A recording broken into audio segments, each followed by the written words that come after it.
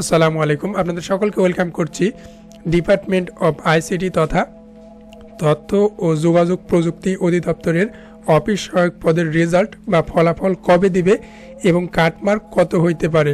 তো এই ভিডিওর মাধ্যমে আমরা জানব ফলাফল প্রকাশের সম্ভাব্য ডেট এবং একই সাথে কাটমার্ক কত হইতে পারে তার একটি বিশ্লেষণ। চলুন শুরু করা যাক। তার আগে আপনাদের বলতে চাই, আপনারা যারা আমাদের চ্যানেলটিতে নতুন, কাইন্ডলি তারা আমাদের চ্যানেলটি সাবস্ক্রাইব করে বেল আইকনটি অন রাখবেন। এতে করে কি হবে, তথ্য ও যোগাযোগ প্রযুক্তি অধিদপ্তরের অফিস সহায়ক পদের রেজাল্ট কিন্তু আপনাকে খুঁজতে হবে না, রেজাল্ট কিন্তু আপনাকে খুঁজে নেবে। কেননা যখন রেজাল্ট প্রকাশ করবে, আমরা ভিডিও আপলোড করব, সেই নোটিফিকেশন কিন্তু আপনি আপনার ফোনে পাবেন এবং ইউটিউব ফিডে কিন্তু আপনি ভিডিও পেয়ে যাবেন রেজাল্টের। তো চলুন ফিরে আসা যাক মূল ভিডিওতে। তার আগে আমরা জেনে নেব ডিপার্টমেন্ট অফ আইসিটি অফিস সহায়ক পদের পরীক্ষার কিছু তথ্য। তো এটা ডিপার্টমেন্ট অফ আইসিটির পরীক্ষা ছিল, যেখানে পোস্ট ছিল কিন্তু অফিস সহায়ক। তো আপনার নাম্বার অফ ভ্যাকেন্সি যেটা ছিল কিন্তু সেটা হচ্ছে আপনার 497, অর্থাৎ 497টি শূন্যপদ ছিল। যে পরীক্ষা 15 নভেম্বর অনুষ্ঠিত হয়েছে সকাল 10টা হতে বেলা 11টা পর্যন্ত, অর্থাৎ 1 ঘন্টা ব্যাপী যে পরীক্ষাটি গ্রহণ করা হয়। লিখিত পরীক্ষা কিন্তু এমসিকিউ প্রশ্নপত্রের আলোকে। তো এখানে কিন্তু টোটাল মার্ক ছিল 70 নম্বর, অর্থাৎ প্রতিটি প্রশ্নের মান ছিল 1 নম্বর করে। বাংলা, ইংরেজি, গণিত এবং সাধারণ জ্ঞান এই 4টি বিষয় থেকে কিন্তু প্রশ্ন করা হয়েছিল, যেখানে টোটাল ক্যান্ডিডেট ছিল আপনার 99,207 জন।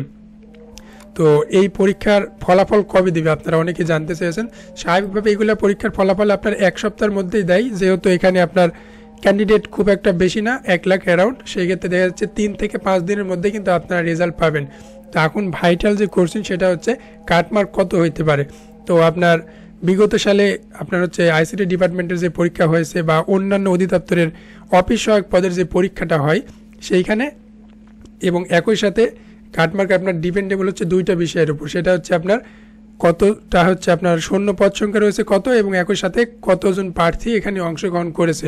তো আপনারা শূন্য পদ সংখ্যা দেখতে পাচ্ছেন 497 জন, এবং প্রার্থী যেটা হচ্ছে আপনার পরীক্ষাতে অ্যাটেন্ড করছে সেটা হচ্ছে আপনার অ্যাটেন্ড না, এটা আবেদন করছে, অ্যাটেন্ড কিছু কমই করছে, অ্যারাউন্ড 1 লাখ। তো সেই ক্ষেত্রে বলা যায় এর কাটমার্ক যেটা হবে, আমরা যেটা প্রশ্ন দেখলাম আর কি, প্রশ্ন সমাধান আপনার ইতিমধ্যে দেখছেন আশা করছি। তো আপনার 70, যেহেতু 70 মার্কের মধ্যে আপনার পরীক্ষা হয়েছে, সেই ক্ষেত্রে দেখা যাচ্ছে আপনারা যারা 58 থেকে 60-এর মধ্যে আসেন বা পেয়েছেন তারা সেফ জোনে আসেন বলা যায়। এছাড়াও যারা 55 পেয়েছেন তারাও কিন্তু উত্তীর্ণ হতে পারেন, ঠিক আছে। কেননা এই পরীক্ষাতে আপনার নেগেটিভ মার্কিং যে বিষয়টা সেটা কিন্তু ছিল না।